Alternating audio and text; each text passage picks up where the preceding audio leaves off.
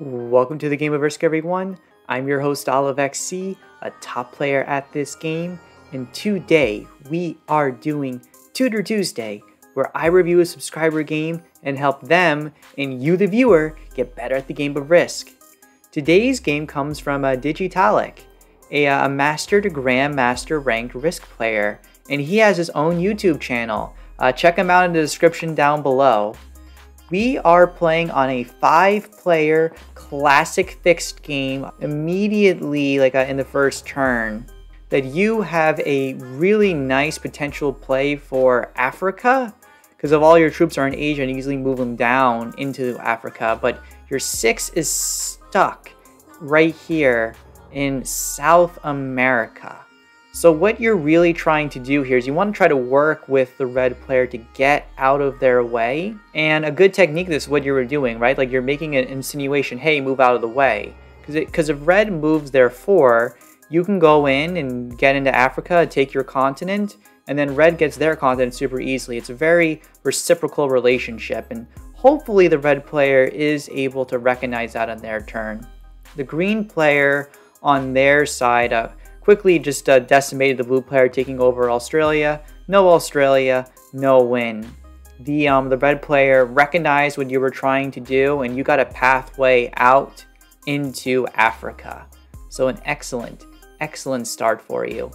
The blue player is also making some nice moves right now, slowly moving in towards a European expansion. The black player, it looks like they're trying to get North America, but they also have so many troops down in Europe. It looks like they're really lacking a coherent strategy for themselves right now, which may come back to bite them a little bit later. We will see. And then finally, green on their end is just taking and securing their Australia continent early on. They're a little bit behind on troops, so they had to attack the blue player a lot, but overall they're doing okay. And crazily enough, even though black is doing all of these attacks, they actually have the most troops because they've been hitting other players and getting relatively favorable rolls. But I feel like it's kind of like a false lead because, again, all these extra troops right here, it means they're just going to be hit. I really like your position right now because, again, you have a fair number of troops. You're going to lose this 2 soon, and then most likely this 3. But you move down from Europe. And you're really making sure that you can secure your continent fairly with some good borders for yourself right here. I would have considered potentially taking the continent now, and this is because you're in alliance with the red player, and you're in alliance with the blue player. And generally, the Africa player wants to be alliance with both of these players as they're the main ones touching your border, right? Like North America player, black, really won't be hitting you. And the only one you really have to contest with is Australia. But if your alliance with South America and Europe is really strong, you can just place on Middle East and you can completely shut down the Australia player easily at that time. But besides some minor kind of early game shenanigans, moving your troops around right here, players are getting down to 3 cards at this time, and then this is when the sets are going to be coming in. I'm expecting blue will soon be hitting the 7. Because again, black just seems like a weaker player attacking haphazardly, and they do end up taking the hit. And look at what red's doing right here. They're aggressively preventing black from getting their continent. This is a common play if the North American player and South American players aren't getting along. We're seeing something really nice right here. I really like the play of what the green player is doing, aggressively attacking the blue player. It's better to be an aggressive Australian turtle over a passive Australian turtle because Europe is just going to be outproducing you a lot. Look how weak the blue player is because of all the attacks they've got on black. They can't hold the continent. So by making all of these moves, the green player can really focus on, I think, weakening blue a lot right now. You're just focusing kind of turtling up and attacking, but if you really wanted to, because I'm noticing right away, green is probably the best player in this game. I may consider alliancing with them, hitting blue, and maybe asking them to also hit the blue player. Because while you can hopefully keep hitting each other, but instead green does something now a little bit crazy, which makes me question their ability.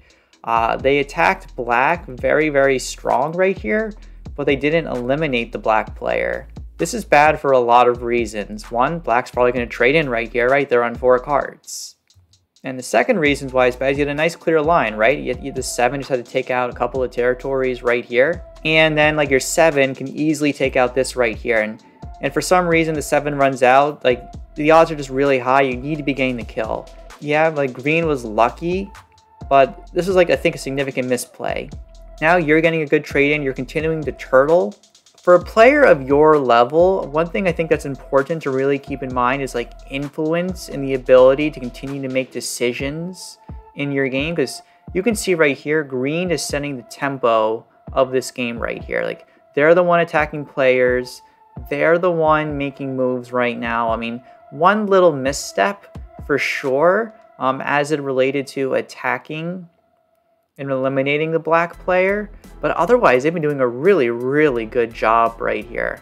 They do block off their Australia border, and now like their 18 is kind of trapped. Like I feel like they're turning a little bit too much, because honestly the way that this game is developing right now, it is going to be, I think, dangerous for the Australia player. Because if we look at this game right now, we're starting to reach a nice little point of stability.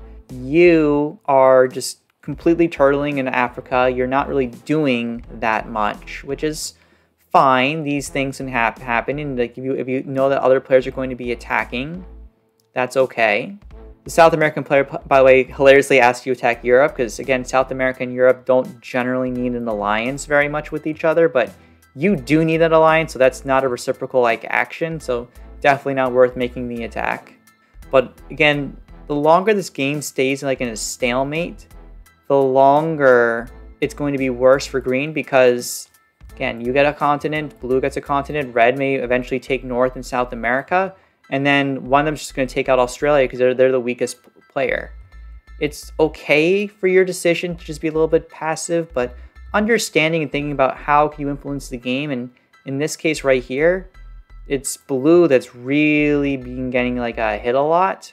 If you kind of teamed up with green very, very early on and worked with them to also hit the blue player, like yeah, you would have lost Africa, but if you guys both potentially worked together and you got a strong alliance going, you could have been in a really good 3-player situation where you can both team up then on red and eliminate them.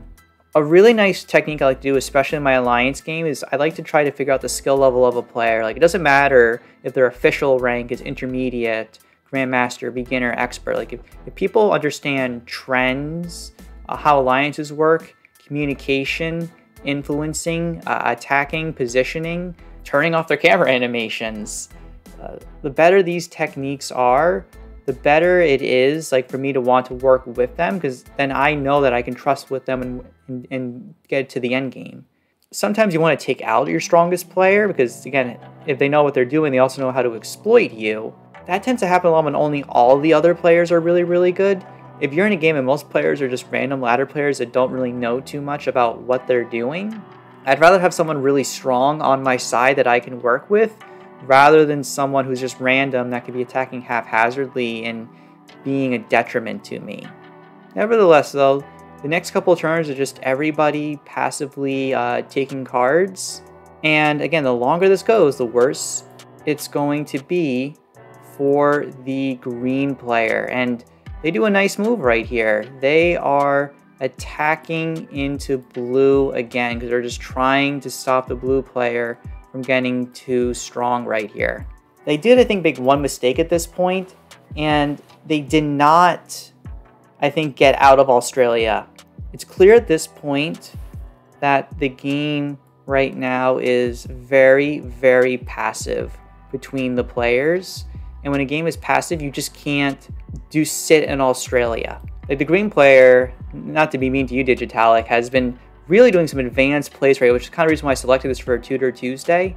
Their mistake was they did not have the Sri Kamjeka attack Alaska, then fortify their 42 into Iceland to force maybe the European player to go into Australia instead. The converse of just sitting around in Australia, because at this point, we're starting to reach the 4-player Australia trap, where you, the Africa player, sits on the Middle East, the European player sits on the Ukraine, the North American player, and in this case South American player, they take both continents and then they hold on to Alaska or Kamchatka. Then everybody just trades cards. The Australian players outproduce. Now you can see right here, like they're the weakest player on the board by a lot. And then eventually, the player with the most troops, in this case it would eventually be Red, holding North and South America, can just throw troops into the Australia player and then they just lose the game.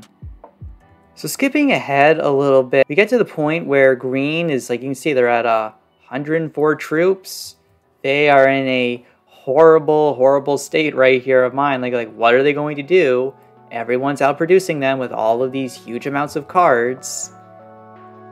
They decide to put everything in Japan. They're doing what I said earlier of trying to leave Australia, but it's too little too late. The players now have held their continents for too long, and at this point, if Green were to make an attack on one of the players, it would just be a suicide at that point.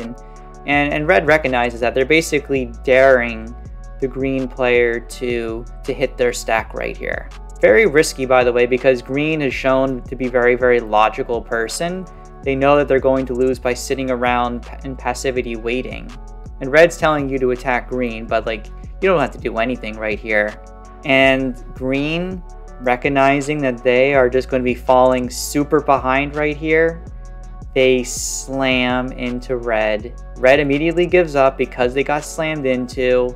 You're at 142 troops with 3 cards. Blue's at 130, and Red doesn't count because they're like a bot. It's clear that they've given up.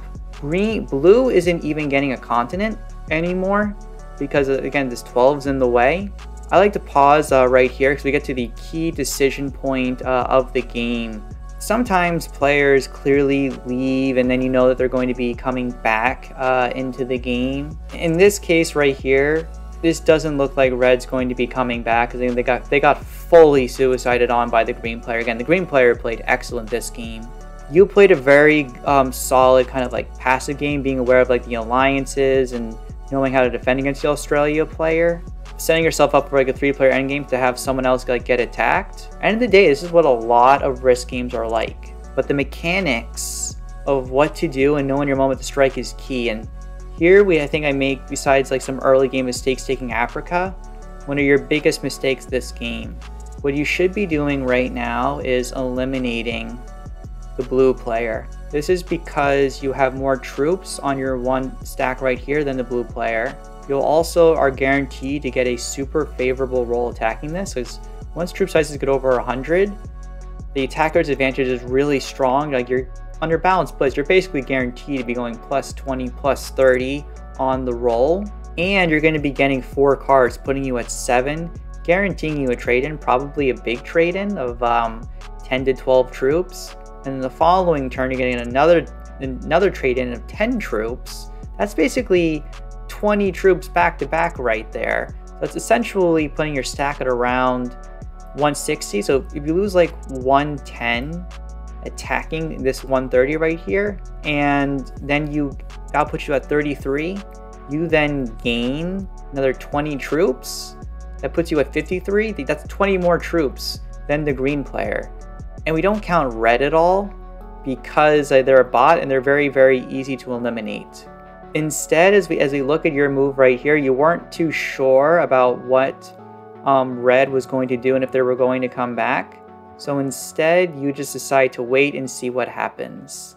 And maybe thinking if Green's going to then be attacking Blue or something like that. But in this case, Green just attacked the Red bot even more, weakened themselves further, and Blue doesn't need any more information to know like what they need to do. At this point, the Red bot is just continuing to make attacks. Again, super easy to defeat.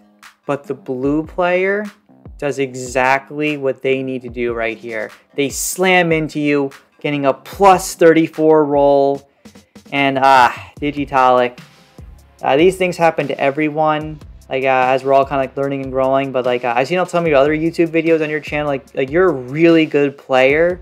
But I wanted to pick this game for Tutor Tuesday because of the importance, what a good, strong Australia player is like, and knowing when you're executing your strategy, when the moment is strict from passivity to aggressiveness. Honestly, your strategy of holding down Africa and getting good alliances shows a strong understanding with the game. Even like you're talking post-game commentary, like you recognize when you made a mistake and it shows your ability to learn and grow as a player. So I really enjoyed this game and I hope you, the audience, enjoyed this as well. If you're enjoying this content, guys, please consider subscribing, because again, the blue player is just going to be wrapping up this point and taking out the other players. Make sure you subscribe to Digitallic as well. But with that, this is OliveXC signing off.